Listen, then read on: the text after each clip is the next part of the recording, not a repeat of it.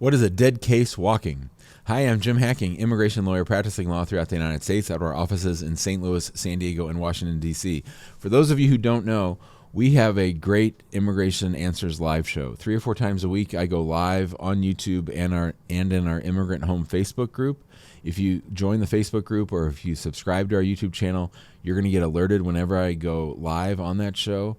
And on that show, we answer many interesting questions. And one of the questions that came up the other day on the show was, Jim, if I know my case is fundamentally flawed, if I know for a certain that I am legally prohibited from getting my case approved, what should I do?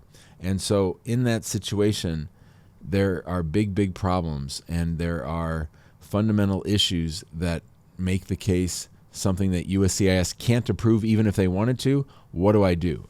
So let's talk about this situation. So this young man had filed an I-130 petition for his wife. Now, he and his wife got married by proxy. And a proxy marriage is when the couple is not in the same room at the time of the marriage. In other words, there's a proxy or someone standing in for the groom or standing in for the bride or whatever. The people that are getting married, they're not in the same room. There might be an officiant, somebody presiding over the marriage, and one member of the party, but not both. They're not in the same physical space. And proxy marriages are frowned upon at USCIS. They're generally not a good idea. We do everything humanly possible to encourage our clients to get married face-to-face, like most married couples do. But a proxy marriage can be approved in one particular situation, and that is when the couple can show that they've consummated the marriage. Now, consummate means they've had sex. So how in the world do you prove that a couple that got married by proxy, that got married separately, had sex? Now, the good news is you don't have to actually prove that they had sex. You don't need photos. You don't need video. You don't need to do anything kinky like that. All you need to do is show that at some time after the proxy marriage that the couple was in each other's physical presence. In other words, basically, you just have to show that they were in the same city.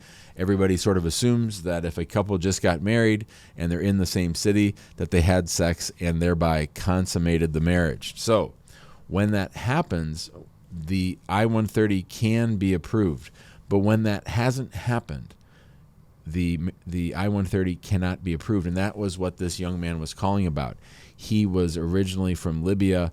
He had gotten his green card and his citizenship because he had fled Libya and had received asylum in the United States, and that was the basis for his green card and his eventual citizenship.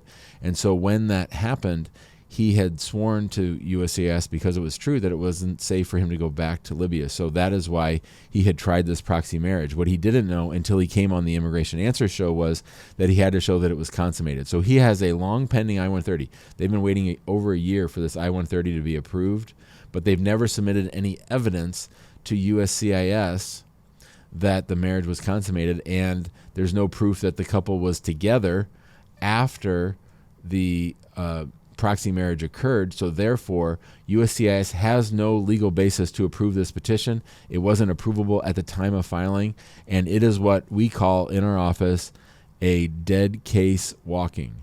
A dead case walking. And what I mean by that, so there's a wonderful movie, it's very sad and very tragic, about the death penalty and about Louisiana, but it's an amazing film with Sean Penn and Susan Sarandon called Dead Man Walking, and that's about someone who's on death row. He's alive, but he's a dead man walking. Eventually, he's going to get his execution scheduled, and he's going to die. So what we call in our office these kinds of cases are dead cases pending. Dead case pending means your case is in trouble and that you're going to not be able to get it approved. There's simply no way that the case can be approved. And when that's true, then you should do one of two things. And this is what we tell our clients. You most likely need to withdraw the case. You most likely need to withdraw that case. And the reason you want to withdraw that case is twofold. Number one is you don't know how long USCIS is going to take to deny that case. So even though it's fundamentally flawed, even though it can never be approved, USCIS can take months or years to deny a fundamentally flawed case. So it's much better for you to get a new case on file and then withdraw that petition.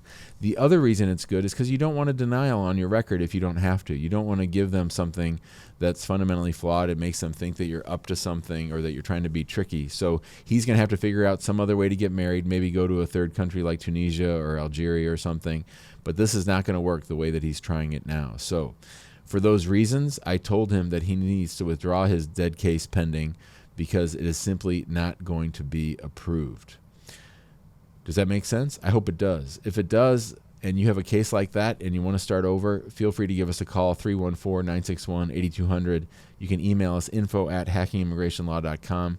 If you are just looking for free information, make sure to check out that free Facebook group, Immigrant Home. Check out that YouTube channel and subscribe so that you get alerted whenever I go live. And speaking of live, we go live on our Immigration Answers show 3 or 4 times a week. And we'd love to connect with you there. You can come and ask me any immigration question that you like. Thanks so much and have a great day.